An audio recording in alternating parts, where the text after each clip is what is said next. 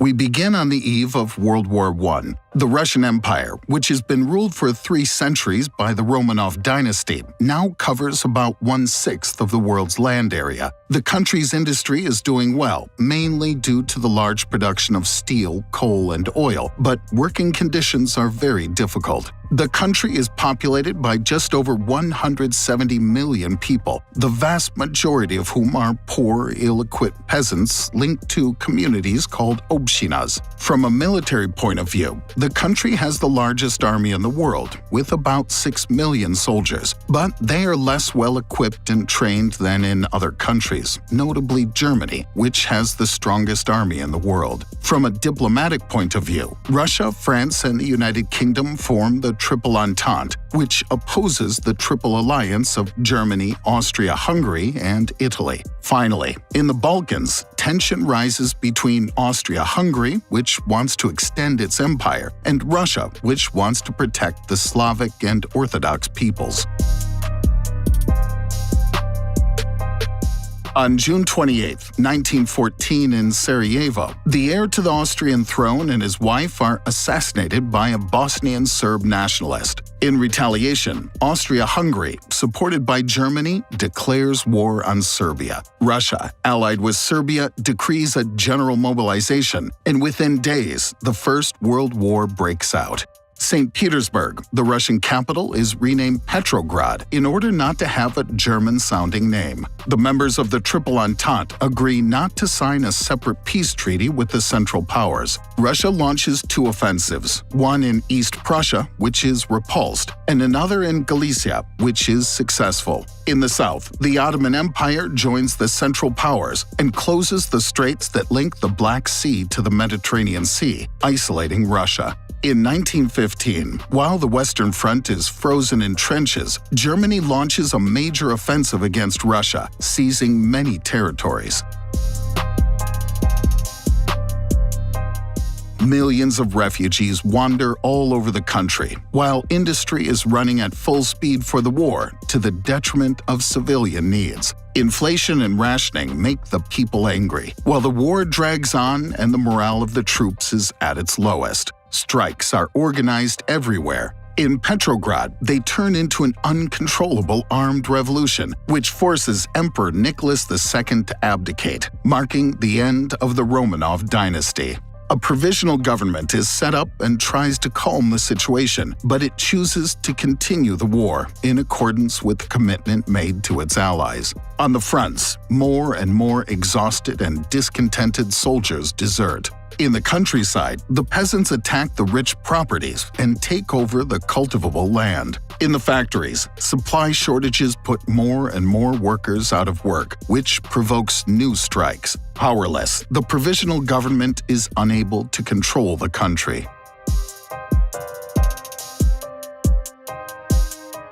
In Petrograd, the Bolshevik Party, with Vladimir Lenin at its head, takes advantage of the chaos to start a new revolution and to seize power. The party wants immediate peace, redistribution of land to the peasants, workers' control in the factories, and equality and emancipation of minorities, easily gaining the support of a large part of the population. A call for peace without annexation or compensation is launched in Europe, and a ceasefire is signed with the Central Powers. In addition, the Bolsheviks cancel the country's debts, provoking the anger of former allies. In the country, many minorities take advantage of the situation to proclaim their independence, forcing the Bolsheviks to react to avoid losing access to certain vital resources, such as Azeri oil, Caucasian metals, or Ukrainian wheat. But on February 9, 1918, Germany and its allies officially recognized Ukraine. In reaction, the Bolsheviks interrupt the peace negotiations. Germany resumes the offensive and quickly seizes large territories, forcing the Bolsheviks to sign an unfavorable peace treaty.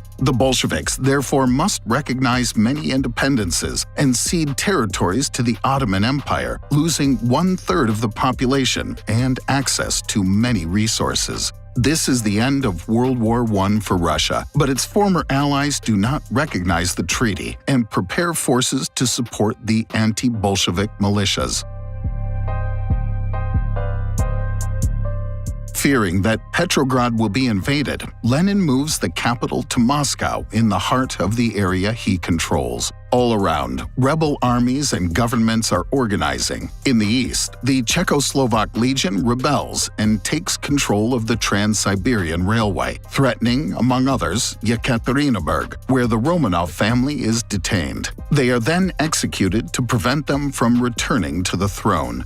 In the south, the Volunteer Army, reinforced by Cossacks, control the North Caucasus region. In Europe, World War I ends with the defeat of the Central Powers. The Bolsheviks immediately annul the treaty signed with the Central Powers, and their armies enter the lost territories. On the other side, France, the United Kingdom, the United States, and Japan, among others, strengthen their support for the rebel armies, called the White Armies, while the Bolshevik Red Army is reorganized and strengthened by the Commissar of Military and Naval Affairs, Leon Trotsky. Lenin now dreams of exporting the Bolshevik Revolution to the whole of Europe, passing through Poland, provoking a war. Further north, a third White Army is threatening Petrograd. In the countryside, peasants are forming green armies that fight on the one hand against the Bolsheviks, who requisition crops by force, and on the other hand against the White Armies, whose leaders want to restore the old system and give back the cultivable lands to the rich owners. Finally, independence militias are organized throughout the country, which is completely fractured.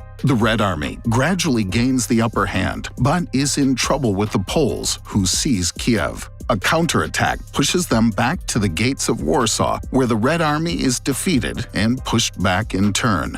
After negotiations, peace is signed, and a new border is fixed between the two powers, with Poland obtaining the recognition of a large territory. After defeating the last rebel pockets, on December 30, 1922, the Union of Soviet Socialist Republics, or the USSR, is proclaimed, bringing together 4 republics. After 8 years of war, the country is devastated. 8% of the pre-war population has died, while 7 million orphans roam the streets. Internationally, the Soviet Union finds itself isolated. Only Germany, also isolated, makes a rapprochement. The USSR secretly offers Germany to rearm on its territory, which goes against the Treaty of Versailles.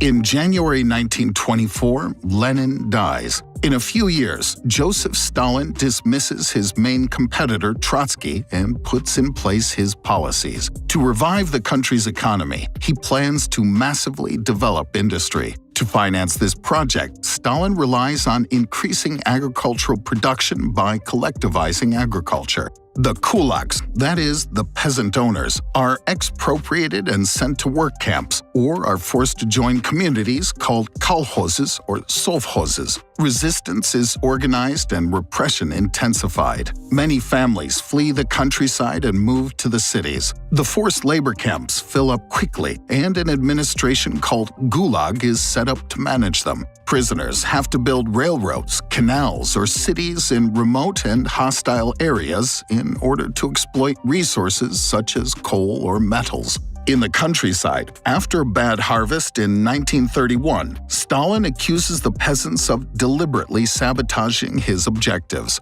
He then confiscates all the crops, condemning millions of peasants to starvation in Ukraine, the North Caucasus, and Kazakhstan.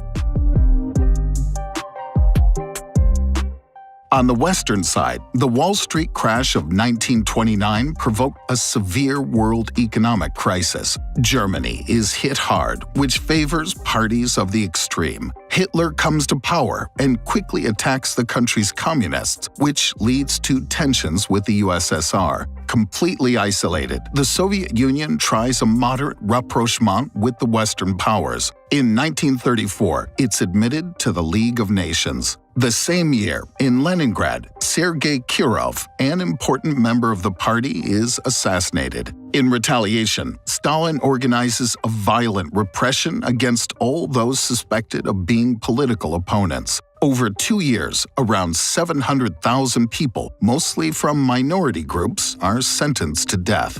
Internationally, Germany and Japan form an anti-communist alliance. The Soviet Union feels more and more in danger, fearing to be caught between two fronts, especially since the League of Nations seems to be useless when managing a conflict. The USSR has to choose its side between Germany and its allies and the Western powers, which seem powerless to counter the rise of Germany. In May 1939, a border conflict between Japanese Manchukuo and Mongolia, allied with the USSR, provokes a war between the two powers. The Soviet Union fears a German intervention in the West, but the latter is preparing its invasion of Poland and is even showing interest for a diplomatic rapprochement. The USSR chooses its side and signs a non-aggression pact with Germany. A secret protocol defines the spheres of influence in Eastern Europe. Poland will be divided, and the Baltic states, Finland, and Bessarabia will come under Soviet influence. Germany then begins the invasion of Poland, which triggers the Second World War. After its victory against Japan, the USSR joins the German offensive and takes over eastern Poland. The Soviet Union then wants to negotiate a change of borders with Finland in order to repel any threat to Leningrad. But Finland refuses, and the war begins. Despite their clear numerical superiority, the Red Army, badly prepared and less well-equipped against the cold, struggles to impose itself. Finally, the USSR wins, and the border is pushed back. But the war was a fiasco for the Red Army, which did not go unnoticed by Hitler. The USSR then seizes the Baltic states and Bessarabia after political and diplomatic pressure. For its part, Germany subjugated almost all of Europe, with only the United Kingdom still resisting. Spies warned Stalin of an imminent German attack, but he underestimates the threat.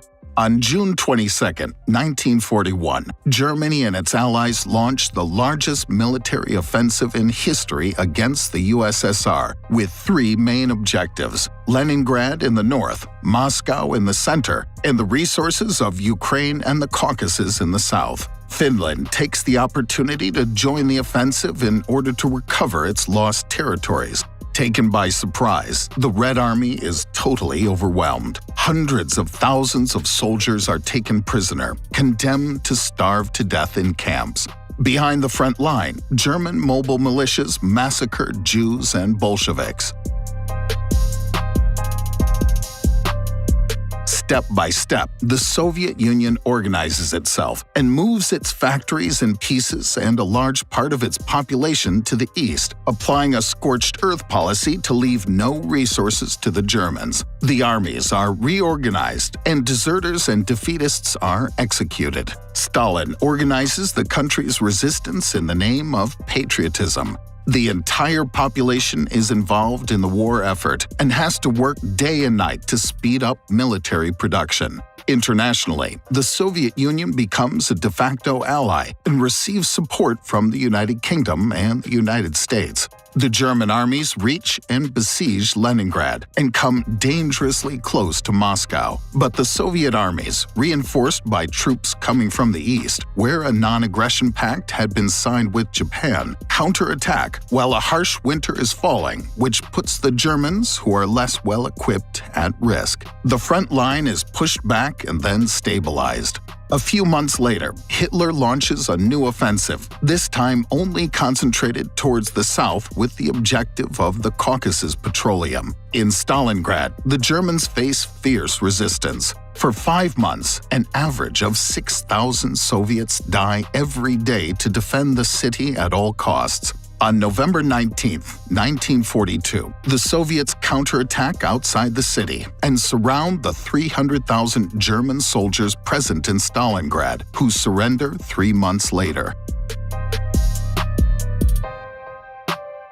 As Soviet military industry now outstrips German production, the situation becomes critical for Hitler, who attempts a new offensive at Kursk. The biggest tank battle in history takes place there. The Soviets win and take the initiative. This time, nothing seems to be able to stop them. Stalin then meets for the first time his allies, Churchill for the United Kingdom and Roosevelt for the United States. He obtains the opening of a second front in the West with a military landing in France. He also obtains and plans to keep the Polish territories he conquered, moving the country more towards the west to the detriment of Germany, which would be divided and shared. In exchange, Stalin commits to attacking Japan after the German defeat. The following year, Leningrad is liberated after a siege of 872 days that was fatal for more than 1 million civilians. In the West, the Allies land in Normandy. At the same time, the Soviets launch a huge offensive that allows them to conquer Eastern Europe and reach Berlin. A month later, Germany surrenders. The victors meet in Potsdam to implement the agreements made earlier. The USSR then turns to Japan. After the 2 atomic bombs dropped by the United States on Hiroshima and Nagasaki, the Soviet armies quickly seize Manchuria, South Sakhalin, and the Kuril Islands, accelerating Japan's capitulation. The Soviet Union paid a high price for the war, with more than 26 million dead, including 10 million soldiers. Tens of millions of civilians are now displaced or homeless, while a new famine hit the population. In return, the USSR seized many territories in Asia and Europe and occupies eastern Germany and part of Austria. Within the country, repression resumes and targets deserters and those accused of treason. Most are sent to Gulag camps. Internationally, the Soviet Union strengthened its influence all around its borders, which causes tensions with the United States, while no agreement is reached on the status of Korea. In Eastern Europe, Stalin obtains the establishment of governments that are favorable to him. The United States, for its part, wants to prevent the spread of communism, in particular by offering credits in Western Europe to speed up reconstruction. The old continent finds itself divided, marking the beginning of the Cold War. In Germany, the United States, the United Kingdom, and France agreed to unite their occupation zones in order to recreate a German state. In response, Stalin imposes a blockade on West Berlin, which is under Western control. An airlift is set up to supply the area. On August 28, 1949, the USSR tests its first atomic bomb. The following year, Stalin obtains an alliance with Mao Zedong's China, gaining a major ally in Asia while the Korean War begins. In 1953, Stalin dies without having prepared a successor. Nikita Khrushchev gradually imposes himself and implements a policy of appeasement. More than 1 million prisoners are released. To reduce the pressure on peasants while increasing production, Khrushchev organizes the development of agriculture on the steppes of Kazakhstan, in the Urals, and in Siberia. Finally, he accelerates the construction of apartment buildings throughout the country to facilitate access to property.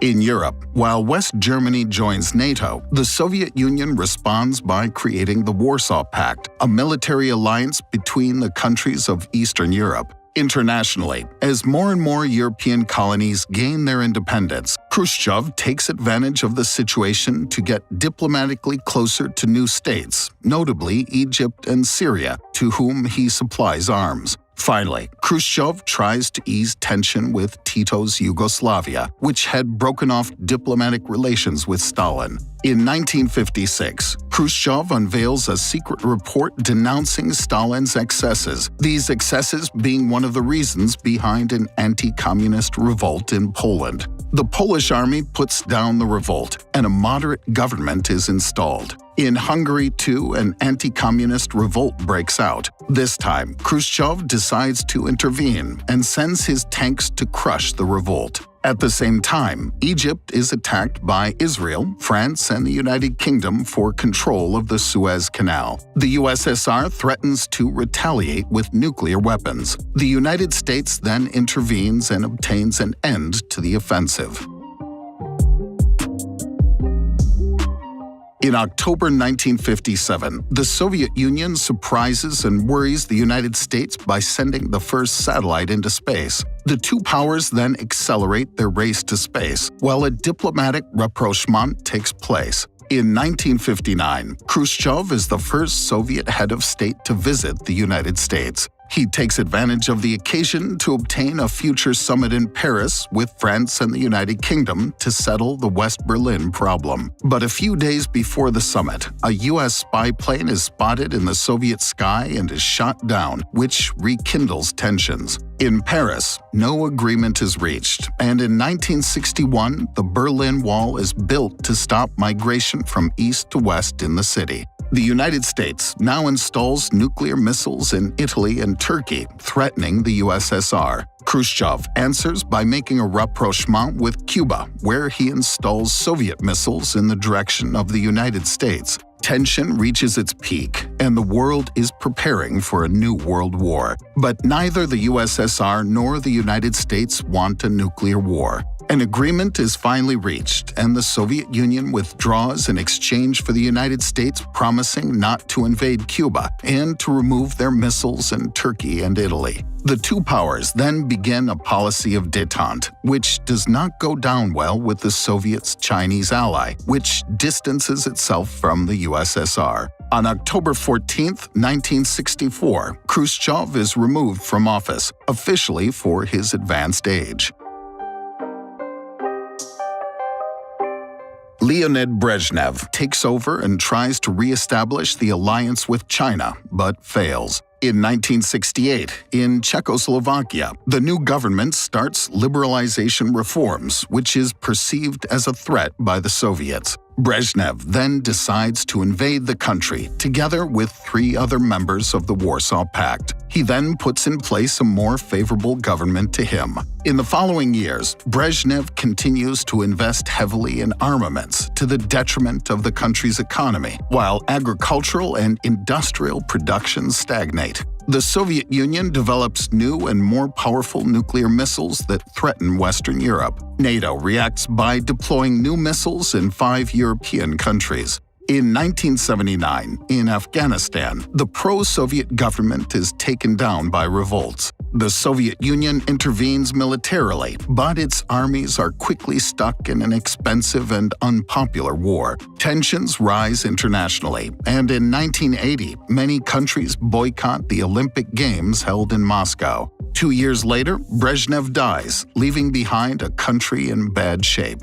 In 1985, Mikhail Gorbachev comes to power. He begins economic and social reforms to modernize the country and establish a policy of openness and transparency. But the following year, the Chernobyl nuclear disaster puts him in even more difficulty financially and diplomatically.